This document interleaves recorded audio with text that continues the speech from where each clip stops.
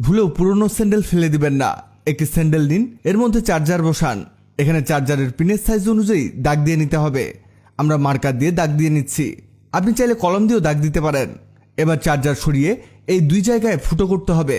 আমরা ড্রিল দিয়ে ফুটো করছি। বাসায় ড্রিল না থাকলে আপনি শক্ত কোনো কিছু দিয়ে ফুটো করতে পারেন। এক্ষেত্রে সাইকেলের স্পোক বা চিকন রড দিয়ে এই কাজটি সম্ভব। আর অবশ্যই মাপ অনুযায়ী এই ফুটো দুটোকে করে নেবেন, কারণ এখানে মেজারমেন্টটা খুবই জরুরি। এই দেখুন, আমাদের এখানে ফুটো করা হয়ে গেছে। আমরা একেবারে পারফেক্ট মাপ অনুযায়ী দুটো করে নিয়েছি। এবার এর মধ্যে সেই চার্জারের পিন দুটোকে প্রবেশ করাবো। এই দেখুন, একেবারে ভালোভাবে এটা সেট হয়ে গেছে। এবারে চারদিকে আবারও দাগ দিয়ে নিতে হবে। এখানে আমাদের চার্জারের বাইরের অংশটাকে ফোকাস করতে হবে। দেখুন আমরা কিভাবে দাগ দিয়ে নিচ্ছি। এবার একটি অ্যান্টি কাটার দিয়ে এটাকে কাটতে হবে।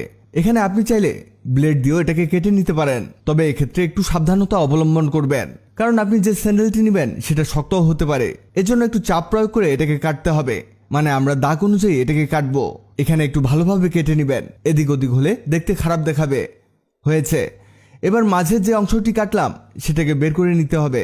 আপনি হাত দিয়ে চাপ প্রয়োগ করলেই এটা খুলে আসবে। এই দেখুন, এটা খুলে এসেছে। এবার এর মধ্যে চার্জারটিকে প্রবেশ করান।